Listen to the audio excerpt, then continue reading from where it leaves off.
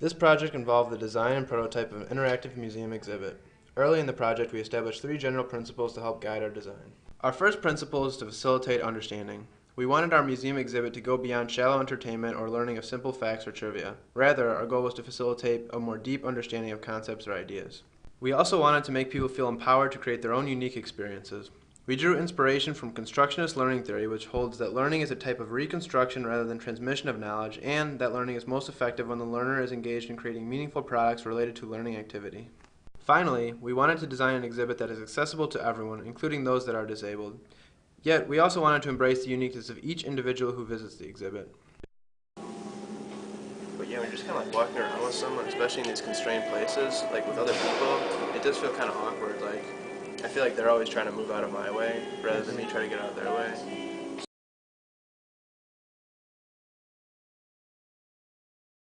And I can still read what it is saying here, saying Sebastian, something like that. But I have to lean over.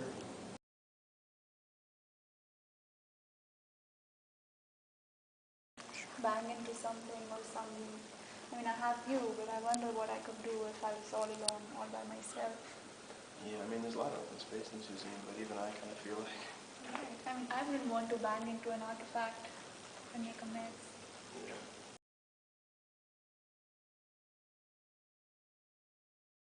I'm going to simulate being deaf, so what I'm going to do is I'm going to put on these headphones so that I can't hear anything. Sir? Excuse me, sir? Excuse me, sir?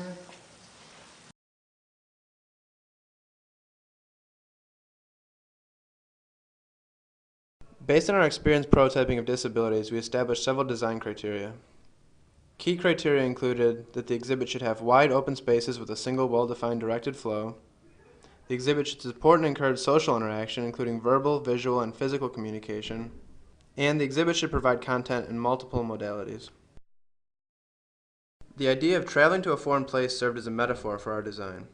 We wanted to facilitate understanding the experience of others and encourage reflection on the cultural and physical differences between places. This was partly inspired by our simulated experience of being disabled. Based on our initial design criteria and design metaphor, we organized a session to brainstorm museum exhibit concepts. After generating and discussing many concepts, we finally decided to further develop one of them. This concept builds on our metaphor of traveling to a foreign place by allowing the exhibit goer to experience going to various parts of India. This concept consisted of 3 main components. The first is an immersive environment, where video footage is used to simulate being in various parts of India. The second is a capture tool, which allows museum goers to capture interesting images and sounds from the immersive videos. Finally, there is a reflection area, where museum goers upload the images and sounds they have taken to an interactive board. From there, they can perform various actions such as tagging the photos, commenting on them, or posting them to a visualization display to be viewed by others in the exhibit.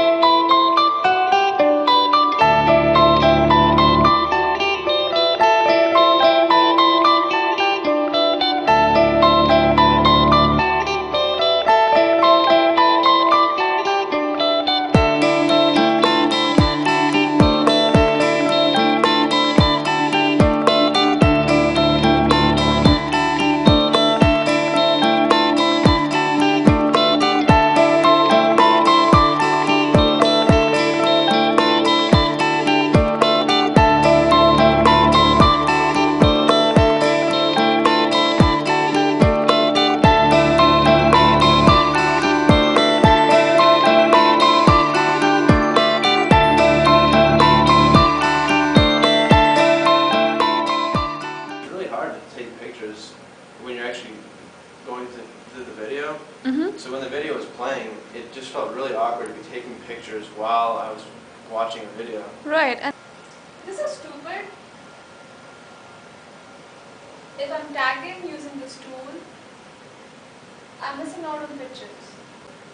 So when we did that simulation where I was part of a family and we were all taking pictures, it was kind of interesting because it really showed how when you have like lots of different images up there at once, that every member of the family can take different, like very different pictures. and then they can decide which ones they want to focus on and learn more about. So when we stepped up to the information kiosk, we all had like very different pictures that we were choosing from, but we all were standing around taking those pictures kind of like closely together when we were doing it. So it's kind of cool that it allowed for both that like breadth and depth of focus at the same time. Then I actually had this capture tool to take as many pictures as I wanted. In some way, it took away the excitement because every other picture that came up was interesting. So Based on the insights and concepts generated during body storming, we iterated on our initial designs. The main part of our exhibit consists of a gallery for exploring sights and sounds from India. Tactile paths emphasize the direction of the exhibit, although museum goers are free to move about as they wish. Digital photo boards display photographs of life in various geographic and social sectors of India. Domes overhead emit sounds associated with the images. By providing both sight and sound, those with visual or auditory impairments may still engage with the exhibit in meaningful ways. The sounds and images change frequently, which allow museum goers to explore a wide variety of sights and sounds. In this way, the exhibit is similar to actually visiting a foreign place, where one notices many differences between their home and the place they are visiting. A breadth of images and sounds was used based on our insights from role-playing, where we found that this encouraged exploration and provided more opportunity for individuals to discover personally meaningful content. Upon entering the exhibit, museum goers are provided with a wand which allows them to capture the sight and sound nearest to them with the press of a button. Images were chosen rather than video based on our experience role-playing, where it felt very difficult and unnatural to try to capture images from video. The number of images and sounds a user is allowed to capture is limited to 10. This was based on our insight that unlimited storage may tend to discourage thoughtful interaction with the content. As museum goers discover interesting images and sounds, they can capture them to engage with them later at one of the reflection stations. The reflection stations allow museum goers to display their images and sounds on the screen by placing the wand near the kiosk. After the images are displayed, the individual can select a particular image to view a description of the photo. The display also prompts the individual to enter tags or keywords describing their reaction to the image and sound, thus encouraging reflection on the content.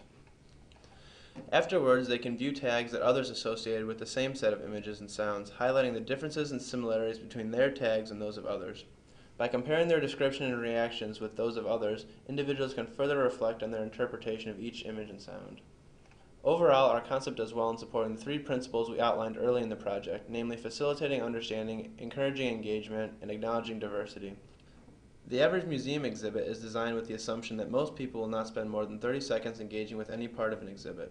Our design seeks to encourage deeper, more enjoyable engagement by offering diverse and accessible opportunities for exploration, reflection, and expression.